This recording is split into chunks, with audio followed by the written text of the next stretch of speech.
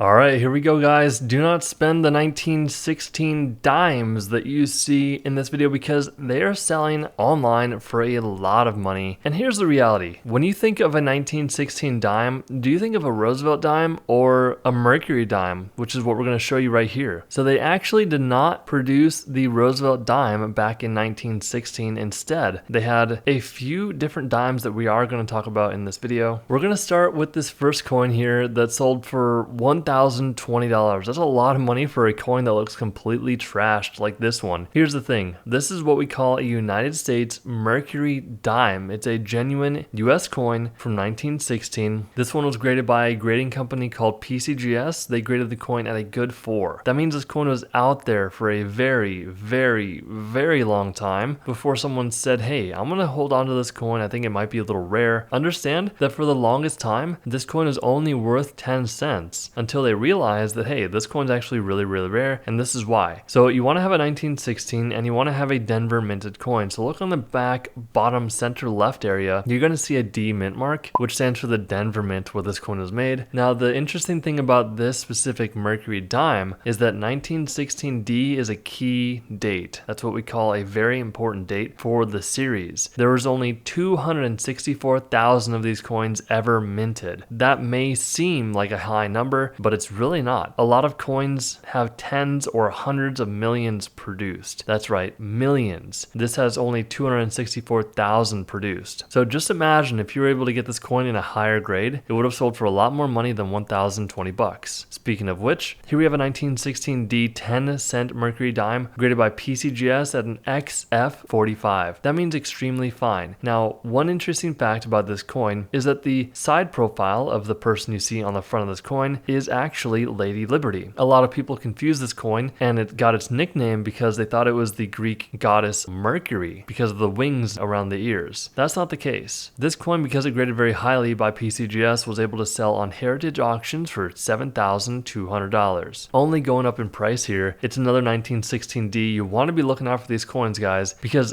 this example was able to sell for $9,600. And here we have a 1916D 10-cent Mercury dime graded by PCGS at a mint state 62. So 70 is the highest grade, and this one was able to sell for $14,400. And it's a really important factor to understand why condition is so important on your coin, because the better the condition, generally speaking, the more money your coin is going to be worth. If you want to know how to handle your coin properly, not damage it, increase its value, and sell it for the most money possible, what I recommend is picking up our completely free Coin and Currency ebook down below. You don't want to miss out on that. All right, back to it. Here we have a 1916 no mint mark Mercury dime. So if your coin has no mint mark, there's a high chance that your coin was struck at the Philadelphia Mint. This one got graded by PCGS at a mint state 66, and it sold for 900 bucks. Here's an example of the same issue of coin. It's a Philadelphia issued coin. This one got graded by PCGS at a mint state 67 plus, and it sold for $2,040. Now, if you are questioning what that little green bean sticker is on the holder, that is something that you might want to get after you get your coin graded. You can send it off to a company called CAC, and they will look at the coin in the holder, and if they think the coin looks really nice for its grade, what they'll do is they will put a sticker on the holder signifying that the coin is really nice for its grade. It may seem silly, but the reality is that little sticker will dramatically increase the value of your coin. Once again, $2,040 for this coin. Here's a 1916 10-cent Mercury dime once again, except this one got graded by NGC at a mint state 68, and it sold for $3,249.60. $1,200 for this 1916 10-cent Mercury dime, except this one has a San Francisco mint mark on it, which means that's where it was produced. This one got a monstrous grade of a 67, but keep in mind, this specific series had 10,450,000 coins produced. Remember, the Denver minted 1916 only had 264,000, so that is a lot more than the Denver minted coins, and that's why they sell for a lot less money. But still, 1,200 bucks, that's a lot of money for this coin. Same grade, same mint mark, 1916 San Francisco minted coin, except this one has some pretty unique toning happening, and that's why this coin was able to sell for 2,880 bucks. Alright, so what is this? Here's another 1916 10-cent dime, but this is what we call a barber dime. So 1916 was actually the last year that the US Mint ever produced the barber dime. and that only happened with 2 mints. You've got the Philadelphia Mint and the San Francisco Mint. This is a Philadelphia issued coin because there is no mint mark on this coin. This one got graded by NGC at a mint state 66 plus, and it sold for $720. Here's a San Francisco issued coin, same exact type of coin, same year, except this one was graded by PCGS at a mint state 67, and it sold for a staggering $7,200. If you haven't already, make sure that you are approaching coin experts that know what they're doing. Do not bring your coins to a pawn shop. They are going to rip you off. Be very careful out there, guys. We hope you subscribe to the channel. We'll see you in the next one.